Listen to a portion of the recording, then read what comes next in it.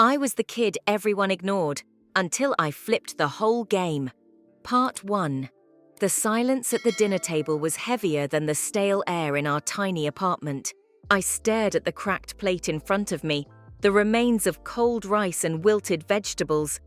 Dinner, as usual. My father's eyes burned with disappointment as he spoke, his voice thick with frustration. "You'll never be anything, Maya, just like your mother warned me." The words were a punch to the gut, knocking the breath out of me. I swallowed hard, holding back tears that blurred the faded wallpaper around us. My family didn't see me, not really. To them, I was a mistake. A burden born into a life already drowning in hardship. Our neighborhood was a patchwork of broken dreams and desperate faces, where every day was a fight to survive. From the moment I learned to walk, I learned to hide. Hide my hunger, hide my fear, hide the part of me that longed for more. School wasn't a refuge, it was a battlefield.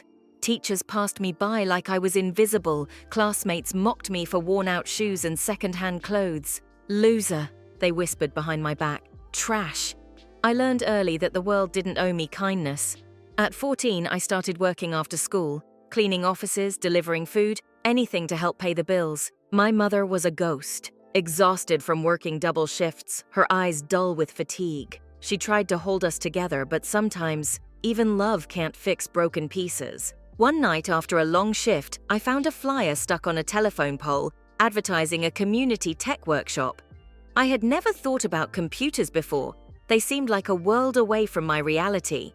But something about it called to me. Maybe it was the hope buried beneath the dust of my life. I signed up the next day. The workshop was a revelation. For the first time, I felt like I belonged. The instructor, a kind man named Mr. Diaz, didn't see my ragged clothes or tired eyes. He saw potential. He taught me how to code, how to think logically, how to solve problems. I devoured every lesson, staying late to practice, teaching myself after the sessions ended.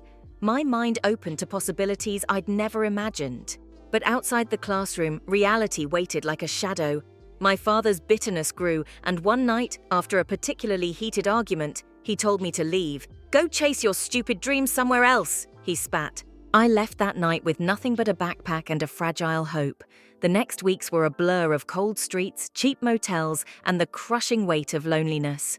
But I clung to the skills I'd learned. I built simple apps on a borrowed laptop, showing them to anyone who would listen. Doors slammed in my face. "You're just a kid with no connections," one tech recruiter sneered. "Go home." But I kept going, because deep down, I knew this was my way out. I wasn't just coding, I was fighting for my life, and I was ready to change everything. Part 2. The nights on the streets were the hardest. Cold bit through every layer I wore, and hunger gnawed at my stomach like a relentless beast. But worse than the physical pain was the crushing loneliness. Every time I closed my eyes, the memories of that family dinner, my father's harsh words, my mother's silent disappointment, haunted me. I found refuge in a cramped internet cafe where I could borrow time on an old, flickering computer.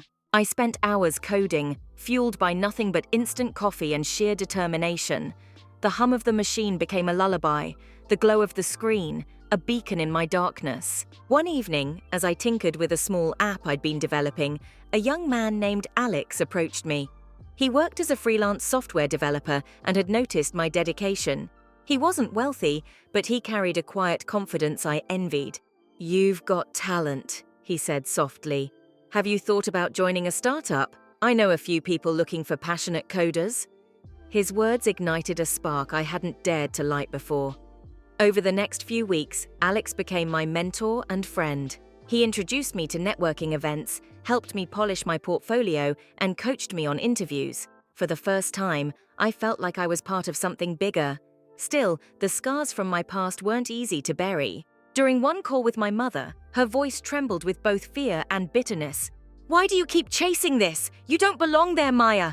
"I have to try," I said, voice steady but aching inside. "I'm not going to be invisible anymore." Her silence was deafening. Finally, the breakthrough came. I was invited to join a small startup focused on creating educational apps for underserved communities. The founders were young, driven, and believed in giving second chances. I threw myself into the work, often staying late to debug code, learn new programming languages, and develop features. But success didn't come without sacrifice. I missed birthdays, holidays, and sometimes meals. The loneliness returned, wrapped in the glow of my laptop screen. I questioned myself every day. Was I good enough? Was I worthy? Then came the night that nearly broke me. After a grueling 18-hour day, I received a call from the startup's lead investor.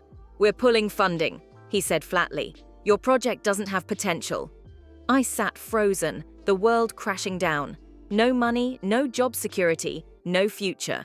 I was back to square one. That night, curled on the floor of my tiny apartment, I let the tears fall. For once, I allowed myself to feel the pain I'd bottled up for years, but surrender was never my answer. In the quiet aftermath, a resolve hardened within me. I started freelancing, taking small gigs, building websites for local businesses, anything to keep the dream alive. Slowly, I built a reputation for being relentless and innovative. Word spread. One day, a call came from a major tech incubator offering me a spot in their accelerator program. I packed my bags, stepping into a world of endless possibility. The long hours paid off. My educational app gained traction, investors took notice, and the startup I rebuilt from scratch began to grow. But with success came unexpected ghosts from my past. At a networking gala, a familiar face appeared, my father. His eyes widened in disbelief as I walked in, confident and radiant in a designer suit. "Is that Maya?" he murmured, almost unable to speak. Around him, old family friends whispered, their expressions shifting from smugness to shock. I caught their glances, felt the sting of years of neglect and mockery. Yet standing there, I felt a powerful calm. I wasn't the girl they cast aside. I was a woman who had flipped the script. Part 3. The night of the gala felt like stepping into a different universe, one I'd once only dreamed of, now very much real. The chandeliers sparkled above, casting golden light on faces I'd long avoided in my mind. My father's eyes never left me, wide with a mix of disbelief, pride, and something I couldn't quite read, maybe regret. "Look at you," he finally said, voice low, almost choking. "You made it." I smiled, but it wasn't the smile of the scared girl from years ago. It was sharp, polished by every struggle, every sleepless night, every harsh word. "I did," I said, steady and clear. "Not because you believed in me, but because I believed in myself." Around us, whispers swirled. Old friends, once quick to dismiss me, now edged closer, their expressions a cocktail of envy, admiration, and hesitation. "Hey, Maya," one said with a forced grin. "We should catch up sometime." I looked at her, the same girl who'd laughed when I spilled soup on her new shoes back in high school. "Maybe," I said, "or maybe not." The choice was mine now. There was no need to prove anything to anyone. Later, as I walked through the grand hall, a mentor from the startup approached me. "You've changed the game," he said, eyes shining. "People like you, they're rare. Don't lose that fire." His words settled inside me like a warm ember, because success wasn't just about money or recognition. It was about the journey, the hunger, the pain, the moments I wanted to quit but didn't. Standing on that stage months later, presenting my app to a global audience, I thought about every step, every sacrifice, every silent tear shed in the dark. And I realized something. The real victory wasn't the applause.